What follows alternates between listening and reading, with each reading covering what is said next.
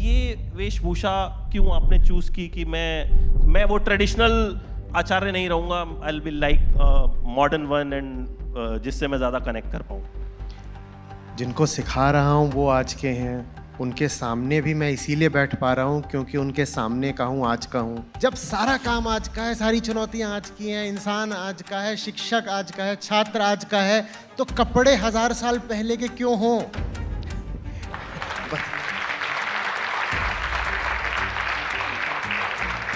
हम सेटिस्फाई क्यों नहीं हो पाते? एक बात सब मानते हैं साझे तौर पर, हम सब अधूरे हैं। पूरी मानवता 800 करोड़ लोग यही माने बैठे हैं कि हम अधूरे हैं। जिसे चैन चाहिए होगा ना, वो अक्सर हम जो मिडिल क्लास लोग होते हैं वो सोचते हैं आईआईटी चले गए मतलब जीवन, आईएम चले गए तो आईएएस बन गए तो 7 पीढ़ियां तर गई। आपने सब कुछ किया, देन वो क्या पॉइंट था व्हेन यू थॉट कि नहीं यार, मतलब ये नहीं, मेरी दिशा तो कुछ और ही है। मेरा क्वेश्चन ये है कि हम सब परेशान क्यों हैं? हम ऐसे क्यों हैं? मर्जी मर्जी मजा आता होगा। कोई दुखी क्यों है? मेरी मर्जी। आप जिस भी चीज से परेशान हैं उसके बने रहने में क्या, तो कुल मिलाकर के जवाब क्या है? बस।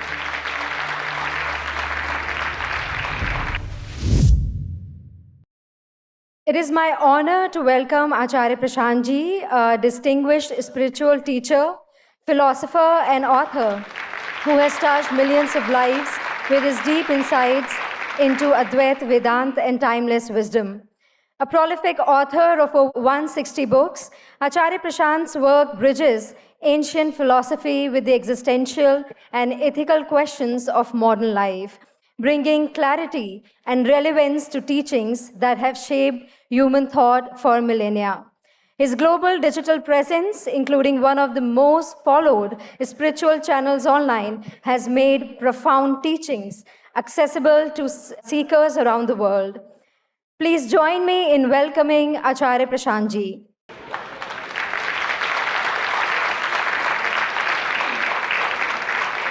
To lead this conversation, we have with us Mr. Amit Bhatia, a senior journalist with over 18 years of experience across sports, politics, and entertainment journalism. Please welcome him. I would request the audience to please welcome Amit Bhatia ji. Guys एक बार फिर से जोरदार तालियों के साथ स्वागत, और मतलब एक अलग एनर्जी। आई थिंक आप में से कितने लोग आचार्य जी को लाइव पहली बार देख रहे हैं? तो मैं चाहता हूं कि हम सब जब यहां से जाएं कुछ ना कुछ लेके जाएं और जीवन भर उसे याद रखें। एक जिम्मेदारी आप सबकी। आचार्य जी, अक्सर जब हम किसी के साथ बैठते हैं, किसी हस्ती के साथ, तो हम इंट्रोडक्शन देते हैं, बट आपके बारे में इतना कुछ है कि इंट्रोडक्शन में नहीं लिख पाया। अब लास्ट में इस सेशन के आप सबसे मैं चाहूंगा कि कुछ ना कुछ आप कहें, एक वर्ड, एक लाइन, कुछ शब्द, और वही आई थिंक इंट्रोडक्शन हो सकता है, क्योंकि जो हम सीख के जाएंगे। तो बहुत बहुत स्वागत आपका।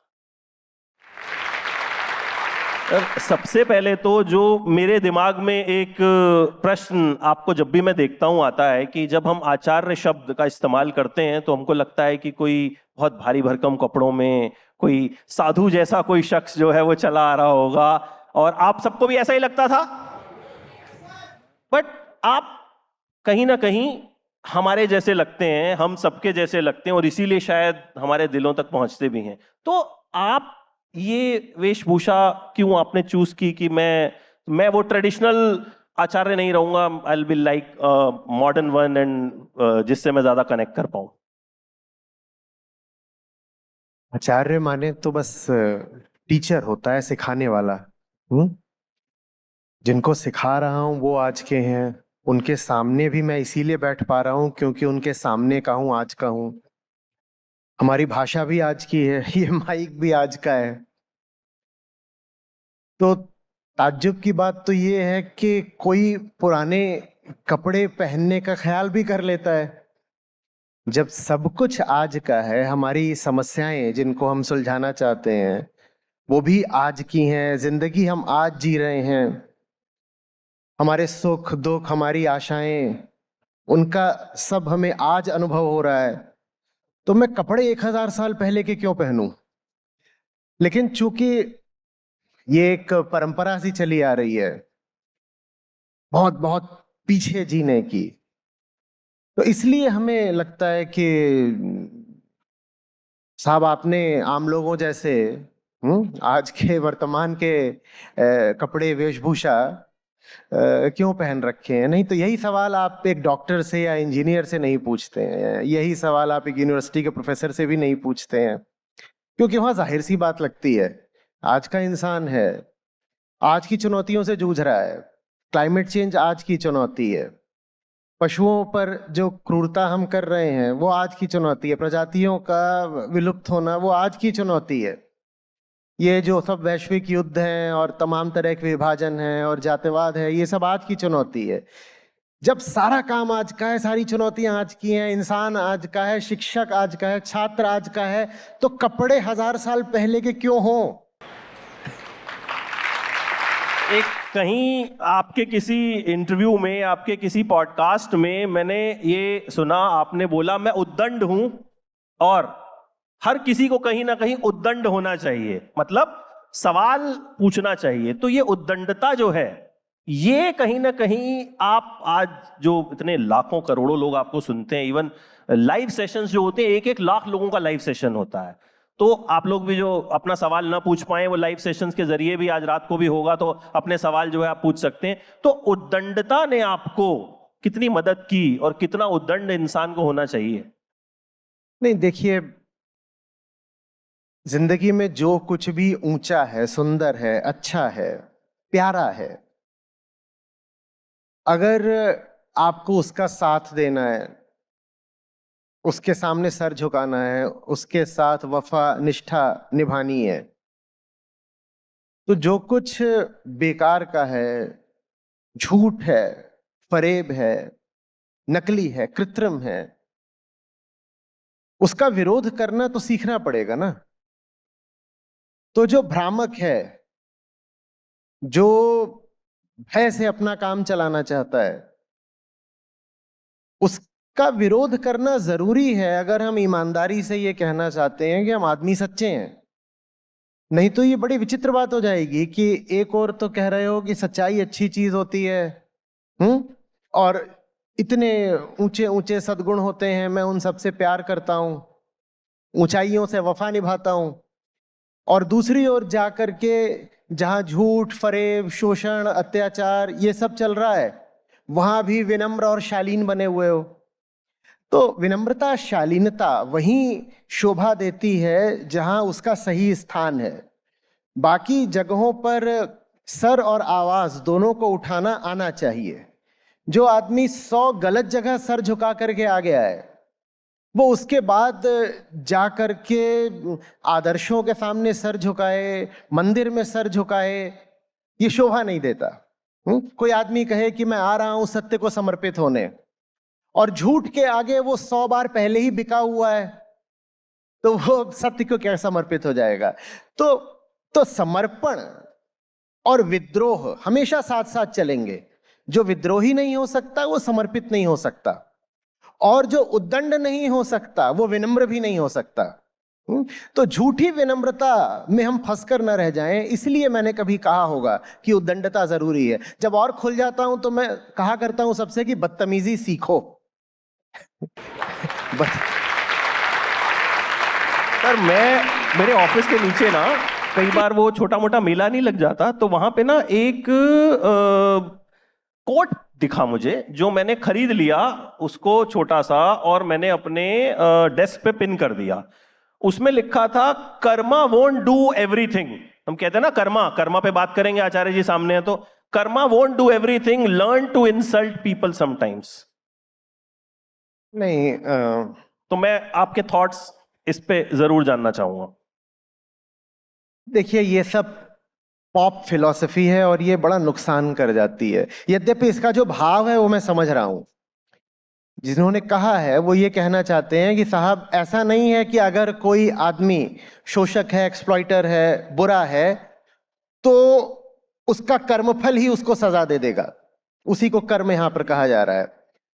तो कई लोग जो ये भाव लेकर बैठ जाते हैं ना कि अरे वो बुरा आदमी है, उसको तो उसका कर्मदंड खुद ही मिल जाएगा, हमें कुछ करने की जरूरत नहीं है।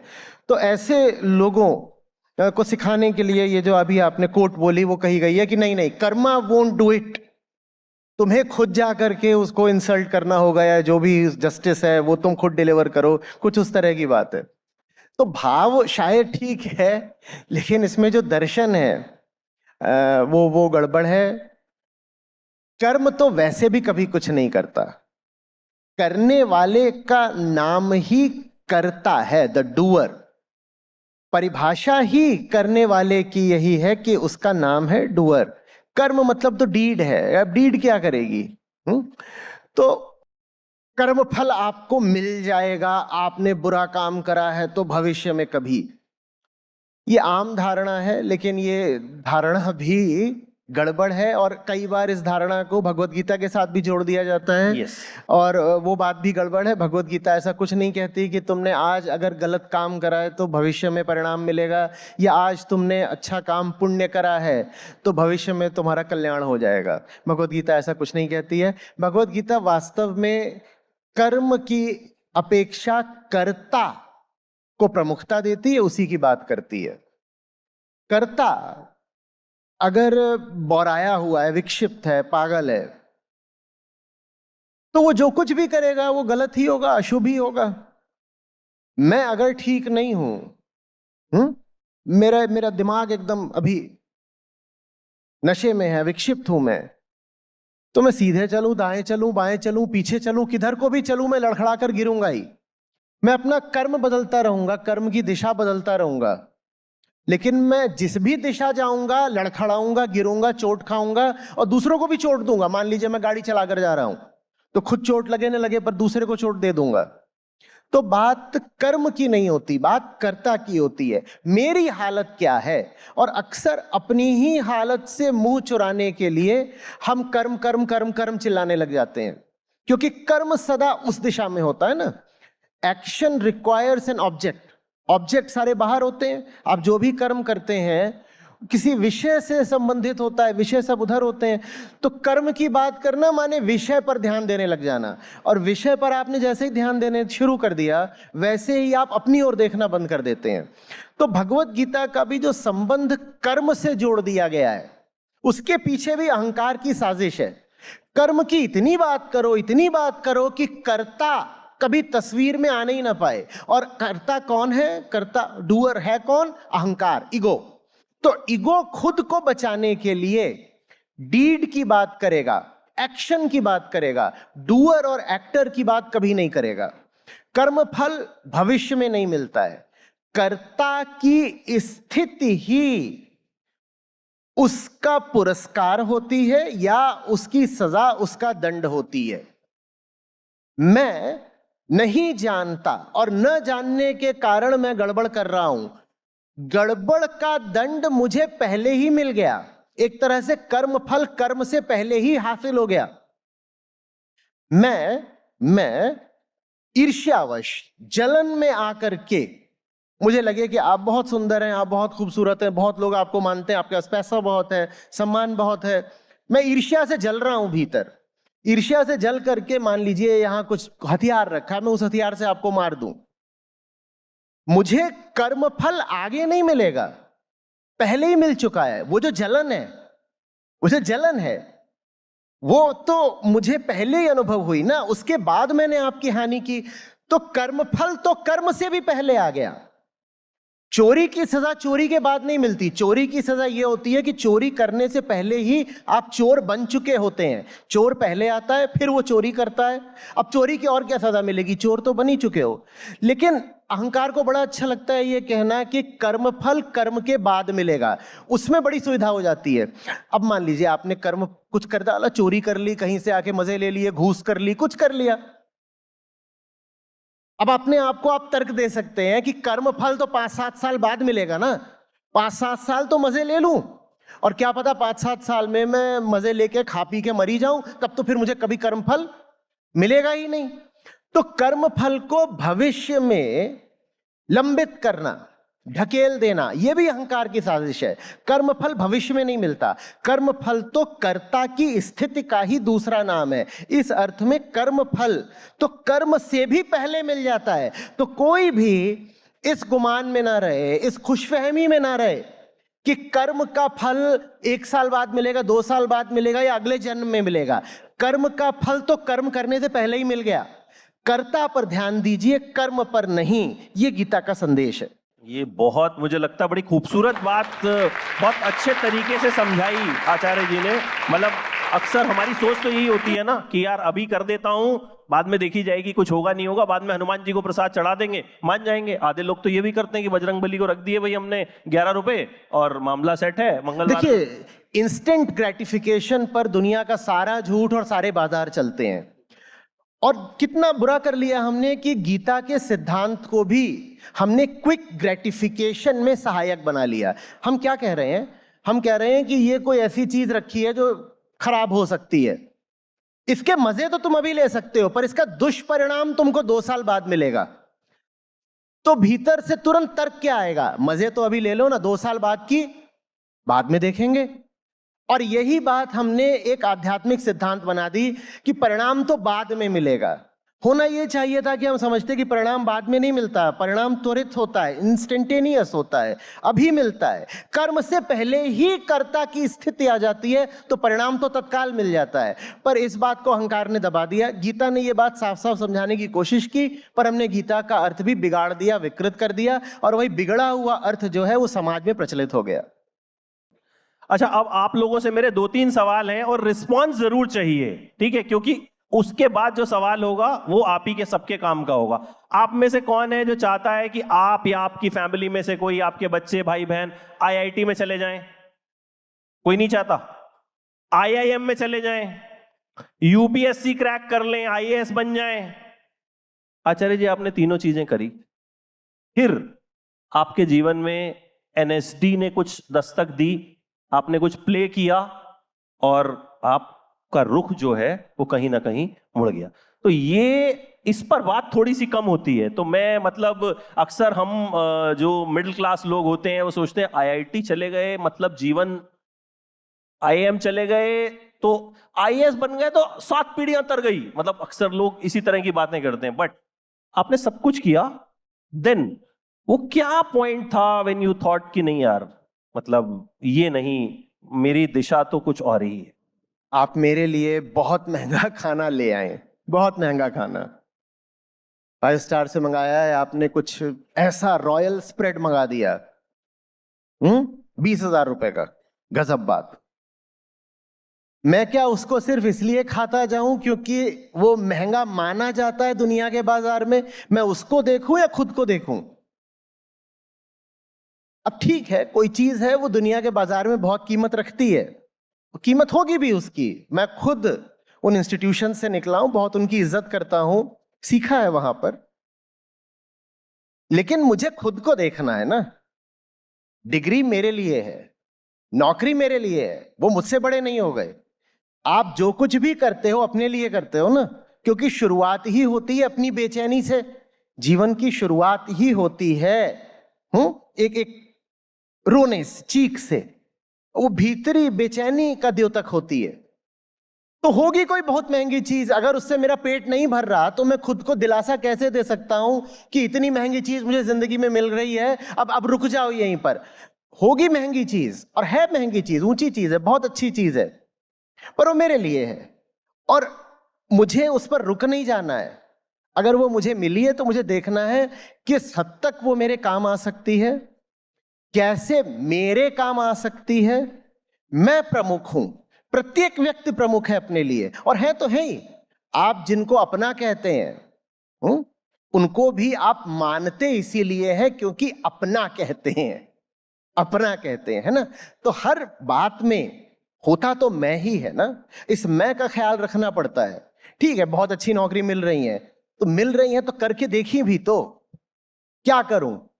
जबरदस्ती खुद को समझा लूं कि यहाँ चैन मिल गया, संतुष्टि मिल गई। दिख रहा है कि दुनिया की क्या हालत है, दिख रहा है कि कितनी असमानता है, दिख रहा है पृथ्वी का क्या हो रहा है, पशु पक्षियों का क्या हो रहा है, दिख रहा है कि हर आदमी जल रहा है। मैं कैसे अपने आप को एक टेक जॉब में या ब्यूरोक्रेटिक जॉब में या मैनेजरियल जॉब में एक खांचे में, ग्रूव में डाल दूं और कह दूं कि मेरी जिंदगी सार्थक हो गई। उन कामों की मैं बुराई नहीं कर रहा, वो काम बहुत अच्छे हैं, पर वो काम करने वाले फिर हजारों लोग भी हैं। आईआईटी से मैं कोई अकेला नहीं निकला। यूपीएससी में हर साल अब 800,000 लोग सेलेक्ट हो रहे हैं। तो ये सब चीजें ऐसी नहीं है कि जिनको करने वाले दूसरे नहीं है। पर दूसरा एक काम है जिसको करने वाला मुझे कोई दिख नहीं रहा था, और मेरी नजर में वो दुनिया का सबसे जरूरी काम था, तो मैंने वो उठाया। जो जरूरी होगा वही करूंगा ना, जो मुझे जरूरी दिखाई दिया वो मैं कर रहा हूं। एक चीज और, इससे मुझे एक सवाल और मेरे दिमाग में आया, जो हम सबके दिमाग में रहता। हम मेरे ऑफिस में आचार्य जी, वो ऐसी बिल्डिंग है जहां पे 10-12 ऑफिस हैं। जब सब लोग लंच में नीचे आते हैं ना, सब एक दूसरे से पूछ रहे होते हैं, तेरे यहाँ पे वैकेंसी है, तेरे यहाँ पे वैकेंसी है। आप में से कितने लोग अपनी जॉब से सेटिस्फाइड हैं? हाथ खड़ा कीजिएगा। कितने सेटिस्फाइड नहीं है? बाकी सब तो नहीं, कुछ न्यूट्रल भी होते हैं, तो कहते हैं चल रहा है। तो ये जो चीज होती है, हम सेटिस्फाई क्यों नहीं हो पाते? मतलब ये ह्यूमन नेचर है। जो है भी उन्हें भी लग रहा होगा कि नहीं यार, बॉस तो कुछ करता वर्ता तो है नहीं है, ठीक है, बेकार में 2 लाख रुपए इसको मिल रहे हैं, आता है 2-4 बार चाय पीता है, मीटिंग करता है, चला जाता है। तो ये जो सेटिस्फेक्शन लेवल है हमारा एज ह्यूमन बीइंग्स, कहीं ना कहीं जब मेरी तनख्वाह 20,000 थी तो मुझे लगता था यार जिस दिन 50 हो जाएगी ना भाई, उस दिन तो जीवन मतलब स्वर्ग बन जाएगा। बट जब तक 50 पहुंची तब तक तो मुझे लगा कि 50 की वैल्यू ही नहीं है। ये सेटिस्फेक्शन क्यों नहीं है हमारे अंदर? क्योंकि हमें सेटिस्फैक्शन से ज्यादा एजम्पशन प्यारा होता है। इसको देखेंगे तो मजेदार सी बात है। अगर मुझे सचमुच सेटिस्फैक्शन चाहिए होता तो मैंने ईमानदारी से पूछा होता कि ये डिससेटिस्फैक्शन क्या चीज है और किसको है। जिसको डिससेटिस्फैक्शन बुरा लगेगा वो बाकी सब कुछ छोड़ करके, हाथ धो करके इस डिससेटिस्फैक्शन के पीछे लग जाएगा ना। ये बेचैनी बला क्या है, उठती कहां से है, आती कहां से है, किसको आती है? पर हमें डिससेटिस्फैक्शन उतना बुरा नहीं लगता। हमें संतुष्टि से, चैन से, पूर्णता से बहुत प्यार नहीं है। उससे ज्यादा प्यार है हमें हमारी मान्यताओं से। हमें चैन तो चाहिए, पर चैन से ज्यादा हमें हमारी मान्यताएं प्यारी हैं। कौन सी मान्यता? कि चैन उधर है। चैन चाहिए पर उधर से चाहिए। चैन फिर भले ही ना मिले लेकिन जाना उधर है। तो बताओ हमें ज्यादा प्यारा क्या है, चैन या संसार? संसार से चैन तो मिल नहीं रहा, अभी आपने कहा नहीं मिल रहा, किसी को नहीं मिल रहा, लेकिन फिर भी हर आदमी भाग संसार की ओर ही रहा है। तो बताओ संसार प्यारा है या चैन प्यारा है? ईमानदारी से चैन या सेटिस्फैक्शन या संतुष्टि अगर हमें चाहिए होती, अगर हमें उनसे प्यार होता, तो कभी तो हम अपने इस एजम्पशन को परखते, टेस्ट करते कि चैन उधर मिलना भी है क्या। पर कभी नहीं परखेंगे, क्योंकि वो ज्यादा प्यारा है, चैन प्यारा नहीं है। चैन भले ना मिले, उधर ही भागना है, उधर ही मुंह मारना है, उधर ही गिरना है, उधर ही खून बहाना है, उधर ही मर जाना है। जिस ऑब्जेक्ट के पीछे आप आज भाग रहे हैं उसके ही किसी संस्करण, किसी वेरिएंट के पीछे आप पूरी जिंदगी भागे हैं। यहां कोई एकदम बच्चा नहीं है कि जिसको कोई अनुभव ना हो, सबको खूब अनुभव है। आज आपकी जो इच्छाएं हैं, जो आपके टारगेट्स हैं, वो कोई नए नहीं हैं, वो रिसाइकल्ड है। बस आपने अतीत में जो चाहा था उसी का एक नया एडिशन, संस्करण, वेरिएंट, रूप, नया नाम लेकर के, नई कहानी लेकर के फिर आपके सामने आया और आपने कहा अब मुझे ये चाहिए, अब मुझे वो चाहिए। जो पहले मिला था वही दोबारा मिलेगा। और पहले क्या मिला था? हम शर्तिया तौर पे कह सकते हैं कि चैन नहीं मिला था, बेचैनी ही मिली थी। क्यों? क्योंकि पहले चैन मिल गया होता तो आज भी दौड़ क्यों रहे होते? पहले जिसके पीछे दौड़े उससे बेचैनी मिली। अब जिसके पीछे दौड़ रहे हो वो मूलतः पहले वाले विषय जैसा ही है। तो जो पहले परिणाम मिला वही तो मिलेगा ना। हमारे यहाँ पर गीता कम्युनिटी के जो लोग हैं वो जानते हैं, हम कहा करते हैं कि पुराने रास्तों पर चलते हुए नई मंजिल तक कैसे पहुंच जाओगे। पर हमें पुराने ही रास्तों पर चलने का और पुराने ही गड्ढों में गिरने का शौक है।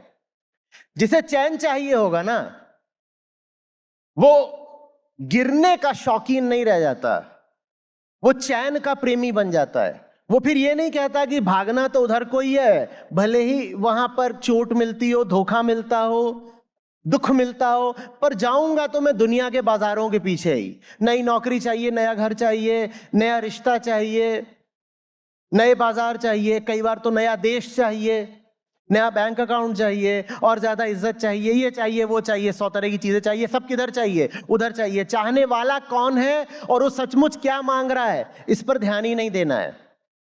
जैसे घर में कोई छोटा बच्चा हो और वो रो रहा है, और माँ बाप इतने अनाड़ी हैं कि कभी उसको डीजल पिला रहे हैं, कभी उसको पेंट से नहला रहे हैं, कभी उसको धूप में खड़ा कर रहे हैं, कभी कुछ कर रहे हैं, कभी कुछ कर रहे हैं। अनाड़ी इतने हैं कि बस ये नहीं समझना चाह रहे हैं कि बच्चा चाह क्या रहा है। हमारे भीतर भी बैठा है कोई जो लगातार बिलख रहा है।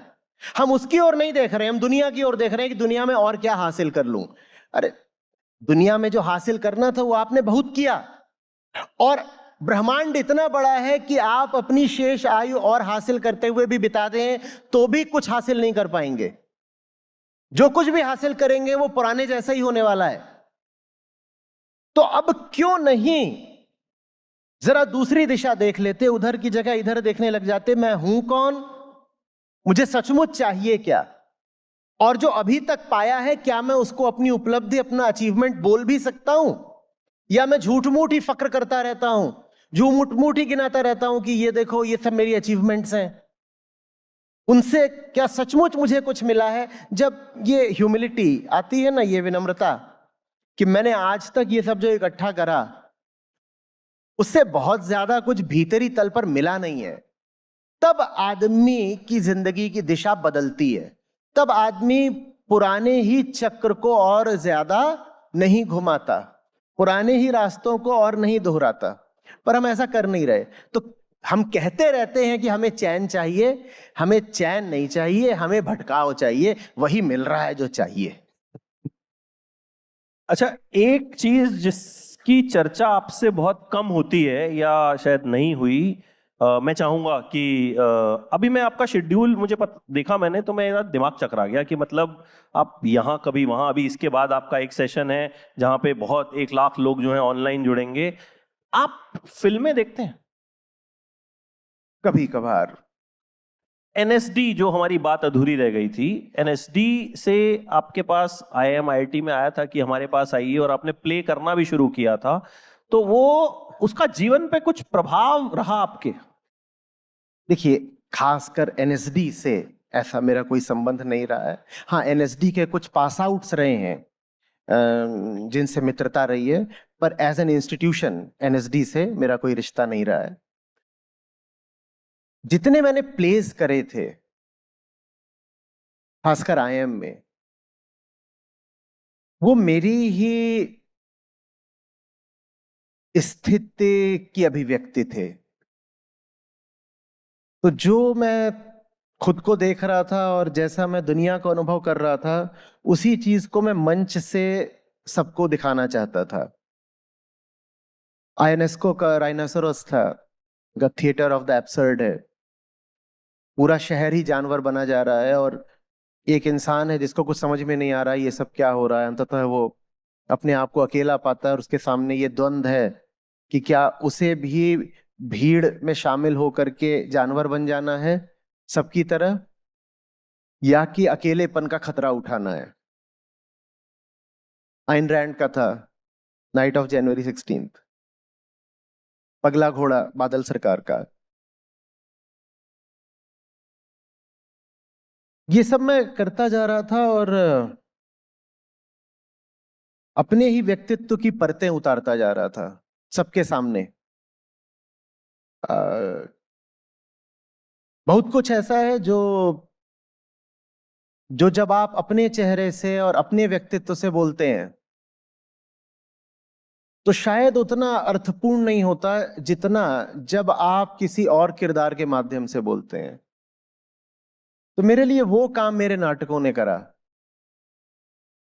फरवरी मार्च के महीने में आईएम में प्लेसमेंट होता है और जनवरी 22-24 के बीच में हमने एक साथ 2 नाटक करे थे। दोनों का डायरेक्शन मैंने किया था, दोनों का स्क्रिप्ट सिलेक्शन मैंने करा था। एक हिंदी में था, एक इंग्लिश में था और दोनों में ही लगभग केंद्रीय भूमिका में ही निभा रहा था। वो मेरा विद्रोह था और वो मेरा दर्द था। एक व्यवस्था है, मैं उसका हिस्सा नहीं बनना चाहता था, पर मैं पा रहा था कि कोई दूसरा रास्ता सूझ नहीं रहा है। तो अपनी स्थिति को, अपने गुबार को मैं इस तरह से अभिव्यक्त कर रहा था। उन्होंने हाँ बहुत बिल्कुल मदद करी मेरी, और उसमें अभिनय तो था ही,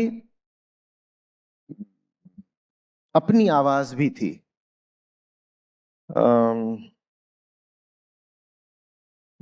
शायद जल्दी ही मैं दोबारा अभिनय कर भी पाऊं। गीता कम्युनिटी को हो सकता है कि मेरी कुछ चौंकाने की नीयत हो, देखते हैं। ये मतलब बहुत बड़ी चीज बोली है आचार्य जी ने, मतलब बहुत आराम से जो इन्होंने कह दी। अच्छा, मेरा ये सवाल पूछने के पीछे एक चीज ये भी थी कि जैसे आज जो जनरेशन है, एक फिल्म आई थी आचार्य जी सैयारा, लोग थिएटर में, यंग जनरेशन रो रही है उसको देख के, ठीक है, ड्रिप लगा के लोग जा रहे हैं। तो फिल्मों का इम्पैक्ट आज की हमारी जनरेशन पे बहुत होता है, सोशल मीडिया का इम्पैक्ट बहुत है। क्या इन चीजों के जरिए आध्यात्म को आगे बढ़ाया जा सकता है? फिल्म, सोशल मीडिया, आध्यात्म, इन तीनों का कोई ऐसा कॉम्बिनेशन है जो कहीं ना कहीं कुछ कंस्ट्रक्टिव भी करे, बजाय इसके कि मेरी रील पे व्यूज कम आ गए, मैं लाइक नहीं किया, उसने मेरी रील को या पोस्ट को कमेंट नहीं किया, मौसी ने हमारी पोस्ट पे। कुछ इस चीज को किसी कंस्ट्रक्टिव तरीके से इस्तेमाल किया जा सकता? शुरू में जब ये ट्रेंड आया था कि लोग सिनेमा हॉल में रो रहे हैं और वो जो आपने कहा ड्रिप लगा रहे हैं और बिलख रहे हैं और कपड़े फाड़ रहे हैं, तो मुझे भी विचित्र लगा था। पर फिर जब देखा कि 5-10 फिल्मों में एक के बाद एक यही हो रहा है, तो मुझे भी समझ में आ गया कि ये सब भी ऑर्गेनाइज्ड है, स्पॉन्सर्ड है, ये भी कुछ रियल नहीं है। कुछ भी रियल नहीं है, ना जो पर्दे पर हो रहा है और न जो दर्शकों की ओर से हो रहा है। हाँ, it's a screen featuring a screen, screen featuring a screen. और यही बात अगर आप देख लें तो एक तरह से इन फिल्मों का सदुपयोग हो गया।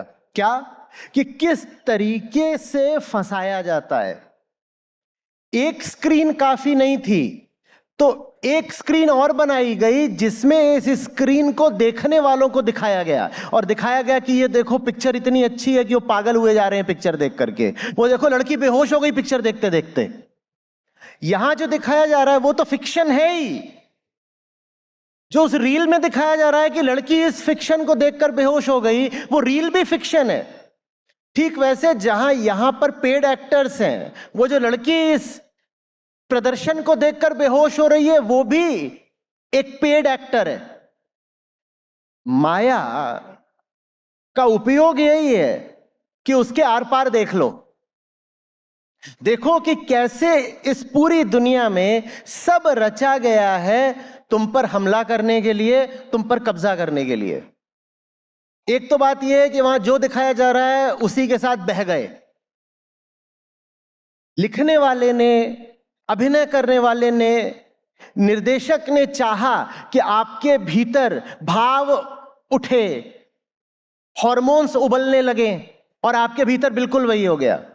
एक तो जीने का तरीका ये है, ये तो बड़ा मैकेनिकल, बड़ा इनर्शियल तरीका हो गया कि बाहर से आपको जिसने जिस तरफ को धक्का मारा आप निकल लिए।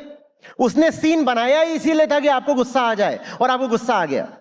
कई बार तो सीन सिर्फ गुस्से के लिए नहीं बनाए जाते, सांप्रदायिक गुस्से के लिए बनाए जाते हैं, और आपके भीतर वो सांप्रदायिक क्रोध भी आ गया। कई बार सीन आपके भीतर जेंडर स्पेसिफिक इमोशंस उठाने के लिए बनाए जाते हैं। देखो सारी औरतें ऐसी बुरी होती हैं,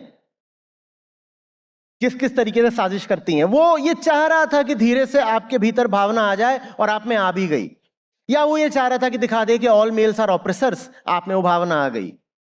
एक तो तरीका ये है फिल्म देखने का, और दूसरा तरीका ये है कि फिल्म के माध्यम से देख लो कि कैसे कैसे फंदे डाले जा रहे हैं। और ये दूसरा जो तरीका है फिल्म देखने का, ये ज्यादा मजेदार है। हर सीन में देखो कि तुम्हें फंसाने की कैसे कैसे कोशिश की गई है, ऐसे भी करके देखना, बहुत मजा आएगा। एक एक एलिमेंट पर ध्यान दो कि रोशनी कैसी रखी गई है, बोलने का अंदाज क्या है, कपड़े कैसे पहने गए हैं, शरीर कितना दिखाया जा रहा है, बैकग्राउंड म्यूजिक किस तरह का डाला गया है। और देखो कि सब कुछ करा जा रहा है सिर्फ इसलिए ताकि तुम फंस जाओ। और अगर ऐसे देख पाओ फिल्म को तो शायद दुनिया को भी ऐसे देख पाने की क्षमता शुरू करो, फिर फंसोगे नहीं। ये बहुत, अगर कला सीख ली तो मुझे लगता है बहुत कुछ सीख गए। अच्छा, मेरे हाथ में आपकी जो किताब है ट्रुथ विदाउट अपॉलॉजी, ये खास इसलिए है कि ये आपने पूरी लिखी है। और मैं बड़े सारे, हालांकि इसमें बहुत सारे ऐसे इंटरेस्टिंग चैप्टर्स मुझे दिख रहे हैं। एक मुझे दिखा, loneliness is the first teacher. हम अक्सर शिकायत करते हैं, यार मैं तो अकेला हूं यार। बहुत लोग करते हैं, मेरे साथ तो कोई है ही नहीं यार, मतलब सबको आपके साथ काफिला चाहिए। मतलब ये शिकायत बहुत लोगों की होती है। अलोन, इंस्टाग्राम पे ऐसे सैड रील्स बहुत वायरल होती हैं। कुछ ऐसे पेजेस हैं जो इसी तरह की रील्स बनाते हैं, क्योंकि उनको पता है कि आप में से बहुत से लोग हैं जो खुद को अकेला फील करते हैं या नहीं वो मुझे नहीं पता, वो आचार्य जी बताएंगे। लेकिन ये आपका टीचर कैसे है, ये समझाइए। टीचर तो सच पूछिए तो कोई बाहर से हो भी नहीं सकता, क्योंकि बाहर बोलते ही ऐसी भावना आती है जैसे कि कोई अपनी इच्छा से आपको कुछ सिखा सकता है। वो तो थोड़ी थोड़ी जबरदस्ती जैसी बात हो गई। टीचर तो आपकी अपनी इच्छा ही होती है। Loneliness can act as a mirror, in that sense it is potentially a teacher. आप हर समय अपूर्ण, अकेला, उदास, आधा अधूरा अनुभव कर रहे हैं। ये बात दुनिया के किसी विषय या ऑब्जेक्ट की कमी की ओर इशारा नहीं करती। ये आपकी एक इंटरनल स्टेट की ओर इशारा करती है। बाहर कुछ ऐसा खास नहीं है जो आपको मिल जाएगा तो आप पूरापन अनुभव करने लगेंगे।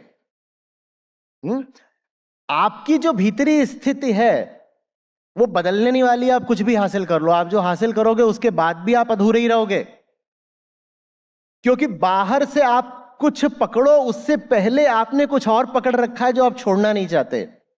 जो आपने पकड़ रखा है वो है एक बिलीफ, एक एजम्पशन, जिसको आप टेस्ट भी नहीं करना चाहते, छोड़ना तो दूर की बात है। वो बिलीफ ये है कि हर कोई लोनली है और कुछ मिल जाएगा दुनिया का तो कंप्लीट हो जाएगा। एक बार ये बिलीफ आपने पकड़ ली, एक बार इस बिलीफ को आपने ट्रुथ मान लिया, उसके बाद अब आपको दुनिया के पीछे दौड़ना ही पड़ेगा ना। हमको ऐसा लगता है कि हम दुनिया में कुछ पाना पकड़ना चाहते हैं। दुनिया में क्या पाओगे, पकड़ोगे? आपने पहले ही कुछ पकड़ रखा है। क्या पकड़ रखा है? एक एजम्पशन, एक मान्यता, एक बिलीफ। क्या? हूं तो मैं अधूरा ही, कुछ पाना जरूरी है। अब क्या पाना जरूरी है, इस पर डिबेट हो सकता है। कोई कुछ पाना चाहता है, कोई कुछ पाना चाहता है, लेकिन एक बात सब मानते हैं साझे तौर पर, हम सब अधूरे हैं। पूरी मानवता, 800 करोड़ लोग यही माने बैठे हैं कि हम अधूरे हैं। उनमें भिन्नता, डाइवर्सिटी, डिफरेंसेस बस ये है कि कोई कहता है कि मुझे नीला चाहिए, कोई कहता है मुझे पीला चाहिए, कोई कहता है कि मुझे जंगल चाहिए, कोई पहाड़ चाहिए, कोई कहता है मुझे आदमी चाहिए, कोई कहता है औरत चाहिए। इस तल पर तो उनमें भिन्नता हो सकती है, पर एक बात सब में साझी है, हम आधे अधूरे हैं, हमें कुछ चाहिए। तो आपने देखिए ना कि पहले ही किस चीज को गले लगा रखा है। कोई साथी तो आप बाद में पाएंगे गले लगाने के लिए, आपने अपनी मान्यता को ही गले लगा रखा है। मान्यता क्या है? I am incomplete. Now why not test this assumption? यही काम दर्शन करता है। पूछो तो कि तुम कौन हो, पूछो तो कि तुमने कैसे मान लिया कि तुम आधे अधूरे हो, पूछो तो कि तुमने कैसे विश्वास कर लिया कि दुनिया की कोई चीज ले आओगे, उसको यहां फिट कर दोगे तो कंप्लीशन मिल जाएगा? ये तुमने मान कैसे लिया? पूछो, टेस्ट करो। नहीं कहा जा रहा कि एक बिलीफ से हट करके ऑपोजिट बिलीफ पर आ जाओ, पर जो भी आप सोचते हो, जिस भी चीज के पीछे आप इतना अपना दम लगाते हो, जिस चीज से आप इतना आइडेंटिफाई करते हो, उससे दो चार सवाल तो कर लो, कुछ प्रयोग, कुछ परीक्षण, कुछ टेस्टिंग तो कर लो। वो टेस्टिंग हम नहीं करते, थोड़ा सा बेईमानी की निशानी हो जाती है। तो अब बिना बेईमानी के एक सवाल का जवाब देंगे। आप में से सबसे खुश कौन है? सबसे ज्यादा खुश? आप पूछिए आचार्य जी से सवाल, क्या पूछना चाहते हैं? अब परेशान, इसका मतलब बाकी सारे परेशान ही हैं, तो पहले जरा खुश आदमी का सवाल लेते हैं, उसके बाद परेशान लोगों पे बढ़ते हैं। जी आचार्य जी नमस्ते। मैं अकेला हूं और खुश हूं बहुत। मेरे माँ बाप है, मैं एक्सरसाइज करता हूं और खुद के लिए जीता हूं, और मैं 24 घंटे में से 24 घंटा खुश हूं। बहुत मस्त है, मेरे को परेशानी नहीं है। बढ़िया, अच्छी बात है। मैं 5,000 में भी खुश रहता हूँ। मैं चाहता हूं 10,000 में भी सब ऐसे ही हो जाएं, जिसके पास ना कोई समस्या, सर एक बार ना कोई सवाल, उसमें स्वार्थ है मेरा, सब ऐसे ही हो जाएं तो मुझे भी मुक्ति मिले, मैं भी रिहा हो जाऊं। मैं 5,000 में भी खुश हूँ, 10,000 में भी खुश हूँ, 1 करोड़ में भी खुश हूँ। बहुत बढ़िया, बढ़िया, बढ़िया। अगर सचमुच ऐसा है तो ऐसे ही बने रहिएगा। सर एक बार बहुत ऐसे अच्छा। घूम जाइए, सबको दिखा दीजिए। मैं बहुत खुश हूँ। तो ताली बजा दीजिए इनके लिए एक बार। आप बताइए सबसे परेशान कौन है? सबसे ज्यादा परेशान कौन है? मतलब जो बहुत ही ज्यादा परेशान है। अब परेशान लोगों की संख्या बहुत ज्यादा है। आचार्य जी, मेरा क्वेश्चन ये है कि हम सब परेशान क्यों हैं? हम ऐसे क्यों हैं? मर्जी मर्जी, मजा आता होगा, अपना चुनाव है। आपके प्रश्न में यह भाव निहित है कि कोई बाहरी ताकत है या बाहरी कारण है जो आपको परेशान कर रहा है। क्यों से आशय ही होता है, रीजन, कॉजेलिटी। उसमें आप ये मानना चाह रहे हो कि आप अलग हो, आपकी परेशानी अलग है। आप भीतर हो, परेशानी बाहर है। कोई ना कोई तो और है जो आपको परेशान रखना चाहता है, कोई नहीं रखना चाहता। मर्जी। कोई दुखी क्यों है? मेरी मर्जी। भाई उसको दुख में ही मजा आ रहा है, आप क्या कर लोगे? दुख में ही मजा आ रहा है। आप तो गीता प्रतिभागी हैं आचार्य जी, देखिए, हम पढ़ते हैं ना आचार्य नागार्जुन को, पढ़ते हैं कि नहीं पढ़ते हैं? हाँ, तो शून्यता सप्तति है माध्यमिक मार्ग, तो उसमें एक बड़ा बढ़िया उदाहरण देते हैं। उसमें कहते हैं कि इंसान ऐसा है कि जैसे यहां पर दीवार हो, दीवार को कैनवस की तरह इस्तेमाल करके उस पर एक बड़ी भयानक आकृति बनाए, बड़ी भयानक तस्वीर बना दी यहां पर दीवार पर, और फिर उसको देख के डर गया, दुबक गया और कह रहा है जिंदगी बड़ी खराब है, देखो कैसे कैसे भयानक लोग घूम रहे हैं। और उदाहरण है कि यहां पर कुछ हो गया, खाल पर, त्वचा पर, तो एक विकल्प तो यह है कि जो कुछ भी हो गई है बीमारी उसको ठीक कर लो, और दूसरा यह है कि खुजलाने का मजा लो। तो इंसान वो है जो खुजलाने का मजा लेता है, भले ही खुजला खुजला के अपनी खाल फाड़ दे, खून निकाल ले। अब आप बताइए, खून क्यों निकला? क्योंकि मजा आ रहा है। चाहे खाल फटी हो, चाहे जिंदगी फटी हो, क्यों फटी? क्योंकि मजा आ रहा है। लेकिन दूसरों को क्या बताएंगे? मैं तो बहुत दुखी हूं, मैं लाचार हूं, मेरे साथ बुरा हुआ है। और ये बता करके क्या कहेंगे? अब देखो मेरे साथ इतना बुरा हुआ है तो थोड़ी मेरी मदद करो ना। मेरे साथ बुरा हुआ है, मैं विक्टिम हूं, तो मुझे कॉम्पेंसेट भी करो ना। तुम विक्टिम नहीं हो, तुमने मौज मारी है, मजों में भी, दुख में भी तुम मौज मार रहे हो। और ये बात स्वीकार करने में बहुतों को बुरा लगेगा, खासकर उनको जिन्होंने सफरिंग को आइडेंटिटी बना लिया है। सफरिंग को आइडेंटिटी बनाना भी ईगो की जबरदस्त चाल होती है। Who am I the sufferer? और सफरर बन के बहुत सारी सुविधा, सहूलियत, प्रिविलेजेस भी मिल जाती है ना। आप जिस भी चीज से परेशान हैं उसके बने रहने में क्या आपका योगदान नहीं है? बताइए।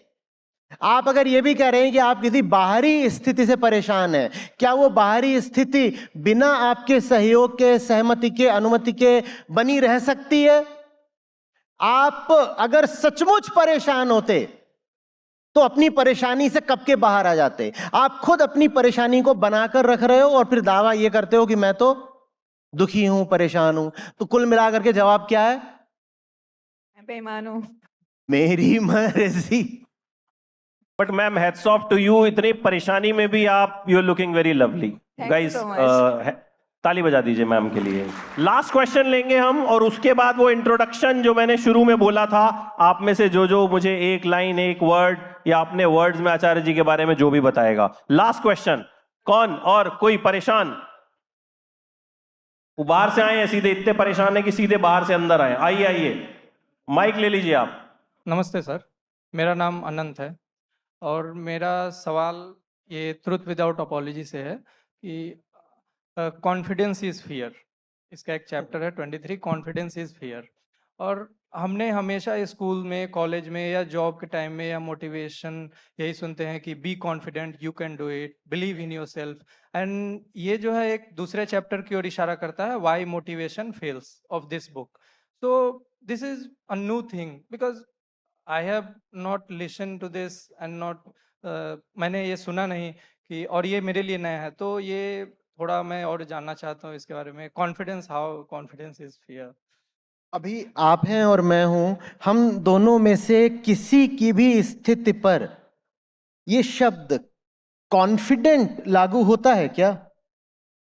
आपसे अगर कहा जाए कि ये जो व्यक्ति यहाँ स्टेज पर बैठा है, या आप सामने जो दूसरे व्यक्ति बैठे हैं, कहा जाए कि इनकी स्थिति के बारे में 2-4 शब्द लिखिए, तो मुझे नहीं लगता कि आप कॉन्फिडेंट लिखना चाहेंगे।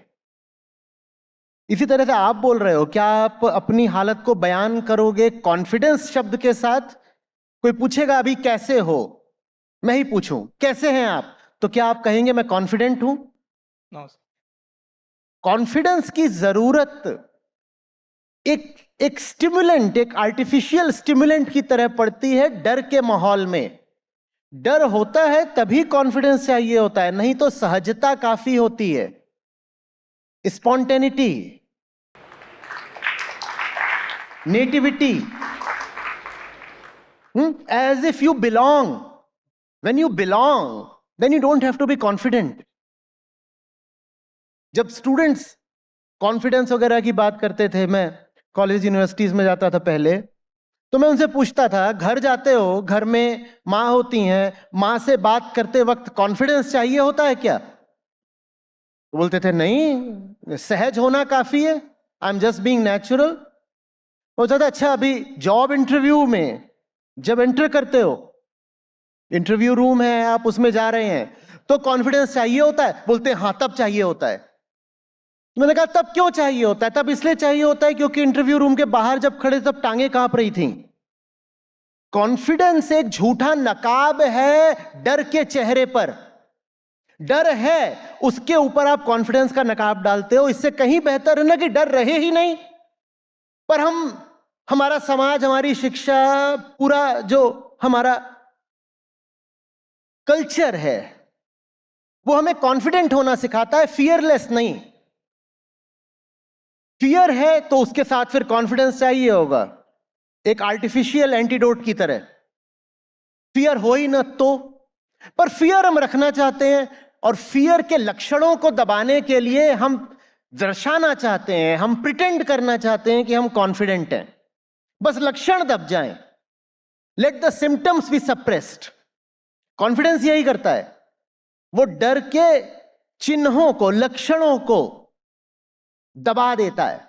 उसके ऊपर आप क्या डाल देते हो? एक मास्क, एक नकाब डाल देते हो, और आप ऐसे हो जाते हो कि मैं तो साहब कॉन्फिडेंट हूं, कॉन्फिडेंट हूं। हम डर क्यों नहीं हटाना चाहते? हम डर के ऊपर कॉन्फिडेंस ओढ़ना क्यों चाहते हैं? हम डर हटाना क्यों नहीं चाहते? क्योंकि डर और ईगो साथ साथ चलते हैं। ईगो अगर डर को हटाएगी तो खुद भी हट जाएगी। तो इसलिए वो कहती है कि मैं बनी रहूं, मेरे साथ डर बना रहे, पर डर के दुष्परिणामों को छुपाने के लिए मैं कॉन्फिडेंट एक्ट करूंगी। It's an act, it's something that you put on, it's something of a performance, a display. It's not real. The real one would never be confident. The real one would simply be himself, smooth, like a waterfall, like a river, like the wind, the easy blow, the smooth touch. Confidence is violence, confidence is aggression. क्योंकि डर से और क्या निकलेगा? डरा हुआ आदमी aggressive ही तो होगा, जो डरा हुआ है वो वायलेंट ही तो होगा। और उसी वायलेंस का एक रूप होता है आत्मविश्वास। आत्मविश्वास, अरे आत्मविश्वास तो ठीक है, पर ये आत्म क्या है? आत्मविश्वास में आत्म अहंकार है। अहंकार का अपने ऊपर विश्वास बन जाता है आत्मविश्वास। लेकिन हम एक ऐसे समाज में जी रहे हैं जो आत्मविश्वास को, कॉन्फिडेंस को बड़ी भारी चीज मानता है। और माँ बाप भी बच्चों को यही सिखा रहे हैं, be confident, be confident. Confident होना मत सिखाओ बच्चों को। बच्चे से पूछो, क्या तुम डरे हुए हो? ईमानदारी से बताओ, क्या तुम डरे हुए हो? मैं तुम्हारे साथ हूं, बताओ क्या डर है? तो कहेगा हाँ डर है। तो ठीक है, हम समझते हैं तुम्हारा डर कहां से है, और क्या हम साथ में कोशिश कर सकते हैं कि तुम डर से आजाद हो पाओ? ये जरूरी है। उसे डर से आजादी दीजिए, उसे कॉन्फिडेंस का मुखौटा देने की जरूरत नहीं है। सर विद योर परमिशन एक लाइन मैं कहना चाहूंगा। अभी वहां से वो शख्स एकदम सनी देओल की तरह आ रहे थे, जैसे सनी देओल बॉर्डर में आते हैं पाकिस्तान की तरफ। माइक आपको मिल गया, क्वेश्चन आपने पूछ लिया। अब अगर आपकी भाषा में कहा जाए तो कॉन्फिडेंट तो आप ही निकले। अच्छा, we have come to the end of this session. वैसे तो आचार्य जी घंटों बोलते रहे, हम सुनते रहे। और अब मैं चाहूंगा, जो शुरू में मैंने कहा था, आप में से कुछ लोग क्या एक शब्द, एक लाइन, सवाल आप रात में YouTube के इनके सेशन में पूछिएगा। थोड़ी सी और मेहनत कीजिए, जीवन में कुछ पाने के लिए कुछ करना पड़ता है। सर मैं अगर अब बोलूं इस सेशन के एंड में, तो आपने मेरी तो बिल्कुल सोच कुछ चीजों को लेके बदल दी। मतलब मैं जिस तरह से सोचता था, I am happy in my life, मैं अपने काम को एंजॉय करता हूं, मुझे कोई शिकवा शिकायत नहीं होती, उसकी सैलरी इतनी, उसकी इतनी, मुझे अपने से मुझे मजा आता है अपने काम में। बट आपके साथ ये लगभग जो 40, 45, 50 मिनट का सेशन है, इट चेंज्ड माय थिंकिंग कि हाँ ऐसा भी होता है। So thank you so much for that. और अब आप में से कौन कुछ बोलना चाहेगा आचार्य जी के इंट्रोडक्शन में? ध्यान रखिए, इसको हमने उलट दिया सेशन को, इंट्रोडक्शन अब एंड में हो रहा है। बताइए। मैं आचार्य जी के लिए बोलना चाहूंगी। आचार्य जी परफेक्टली गीता के निष्काम कर्मयोगी हैं, ये एक लाइन में। और आचार्य जी एक सवाल है मेरा कि हम लोगों को घर में कुछ भी होता है तो बोलते हैं कि संकल्प भराओ। पंडित लोग बोलेंगे कि संकल्प भराओ, पैसा लेंगे, पानी डालेंगे और मौली बांधेंगे। भले ही वो किसी की मृत्यु हो या शादी हो, कुछ भी हो, संकल्प भराया जाता है। जबकि गीता में संकल्प को बिल्कुल त्यागने की बात है। तो जब गीता में बार बार ये बोला हुआ है कि संकल्प प्रभवांस त्याक्त्वा, ये सारा ये लाइन बिल्कुल लिखा हुआ है, बहुत बार लिखा हुआ है कि संकल्प को त्यागो। तो ये कैसे है कि समाज में जिस गीता को सब पूजते हैं, उसमें यदि संकल्प को त्यागने की बात है, तो ये पंडित हमसे संकल्प क्यों भरवाते हैं? छोटी से छोटी पूजा हो तो उसमें भी मौली बांध के संकल्प भरवाएंगे। मृत्यु हो तो एकादशी करना है 1 महीने के लिए या 1 साल के लिए, उसका संकल्प भरो। शादी हो तो संकल्प भरो, कुछ भी हो तो संकल्प भराने की बात। इसका क्या कारण है? मुझे एक मीम याद आ गया सर, आपकी इजाजत हो तो मैं, पैसे का चक्कर बाबू भैया, वो एक मीम है ना, कौन सी हेरा फेरी फिल्म है या जो बोला इन्होंने। मतलब मैं इनके साथ बैठ के अभी तक जितना मैंने कहा ना, मेरी थिंकिंग बदली। तो आई मीन मेरे दिमाग में इनकी बात सुन के बस यही एक लाइन याद आई। मतलब ये बात भी अगर पकड़ी जाए, सी गहराई में जाया जाए, तो ये बात भी वहां तक ले जाएगी जो जवाब है। बिल्कुल ठीक है, ये वही है। हम सबको भी पता नहीं है, हम भी तो गीता पढ़ते हैं ना सर, इतने साल मैंने नहीं आप पढ़ी। ये मान रहे हो ना, सुनिए, हाँ। आपका भोलापन इसमें है कि आप मान रहे हो कि पंडित जी ने गीता पढ़ी है। सर मुझे भी आपके गीता समझाने के बाद ये पता चला है। गीता मैं भी बचपन से पढ़ी हूँ और बहुत अच्छे से मैंने, मगर क्या है शब्दों पे और संस्कृत। तो गीता पढ़ने का शशि जी एक फायदा ये होगा कि ज्यादा आसानी समझ में आने लगेगा कि किस किसने नहीं पढ़ी है। और गीता, भगवत गीता तो अपनी जगह है। गीता कम्युनिटी के जो लोग बैठे हैं वो जानते ही होंगे। अगर कम्युनिटी पोस्ट देखी है, नहीं देखी है तो आज रिभु गीता का पहला सत्र है। यहाँ से भागूंगा, जाऊंगा और फिर आज एकदम एक नई धारदार शुरुआत होने वाली है। भगवत गीता, अष्टावक्र गीता, और जब तीक्ष्णता की बात आती है तो रिभु गीता सबसे ऊपर है। उसको शुरू करते हैं अब। बहुत बहुत शुक्रिया आचार्य जी, आप जुड़े। और बहुत मुझे लगता है कि हम सबको इस सेशन से कहीं ना कहीं कुछ ना कुछ तो मिला यार। वेरी गुड, ठीक है। तो बाकी और बहुत कुछ जिसको चाहिए, कुछ सवाल हैं, प्लीज। अब थोड़ा सा लेट हो जाएगा क्योंकि आप 2 लाइन में मानेंगे नहीं, 4 का हमारे पास टाइम नहीं है। चलिए 2 लाइन सिर्फ बोल दीजिए फटाफट, लेकिन 2 ही। यस, हर पल पे आपका ही नाम होगा, आपके हर कदम पे दुनिया का सलाम होगा। अपना व्यक्तित्व ऐसा ही रखेगा, देखना वक्त भी एक दिन आपका गुलाम होगा। बहुत बढ़िया, बहुत शानदार, बहुत ईमानदार हैं आप। आपने 2 लाइन कही, लेकिन पीछे से भाई साहब जो हैं एकदम येलो शर्ट में आ गए। ये सेशन से पहले मेरे साथ फोटो भी खिंचवा रहे थे। अब मुझे समझ में आया कि ऐसा क्यों कर रहे थे, क्योंकि इन्हें भी कुछ बोलना था। जी बोलिए बोलिए, आप भी बोल लीजिए, कोई बात नहीं, बोल लीजिए, बट 2 ही लाइन। आचार्य जी प्रणाम। आचार्य जी के लिए मैं एक शेर पढ़ना चाहूंगा कि वो अलग बात है कि दूर खड़े रहते हैं, लेकिन जो बड़े हैं वो बड़े ही रहते हैं। बहुत बढ़िया सर, बहुत बढ़िया। आपने गोवा में लखनऊ बना दिया, वाह वाह। Thank you so much guys for joining in. Thank you so much, thank you so much and good night. सब लोग अच्छे से डिनर कीजिए। और उसके बाद सर सेशन कितने बजे है यूट्यूब पे? यूट्यूब पर नहीं है, हमारी ऐप पर। हाँ, ऐप पर है। हाँ, थोड़ा सा रुकिएगा, सर का फेलिसिटेशन भी है, वो भी आप अटेंड कीजिए 2 मिनट। एंड उसके बाद बुक साइनिंग जो होगी वो बाहर होगी। तो ये कमाल की किताब है, इसको 110% ले लीजिएगा, क्योंकि मैंने तो सिर्फ चैप्टर्स के नाम सुने तो मैं बहुत इंट्रीग हो गया। तो will start with the felicitation ceremony.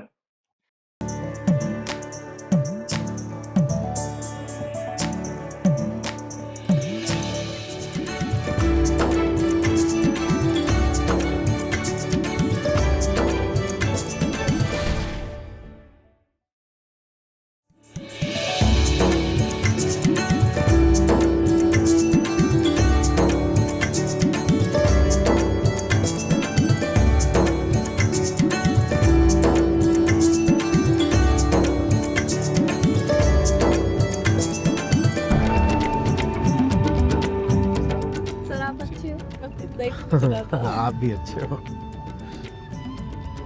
Sir, आपको देख के ना बहुत खुशी होती है।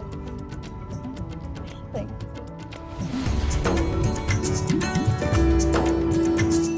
4 साल से सुन रही हूँ और मैंने आप सुन के ना मेरा एजुकेशन की जो शुरुआत है वो आपसे ही हुई है। और मेरे आप मतलब आप मेरे लिए इतने बड़े हो ना कि मेरा जो लाइफ का जो डायरेक्शन है कि किस तरफ जाना है, वो उसमें सर आपका बहुत बड़ा योगदान है मेरी लाइफ में। Thank you sir so much sir, thank you.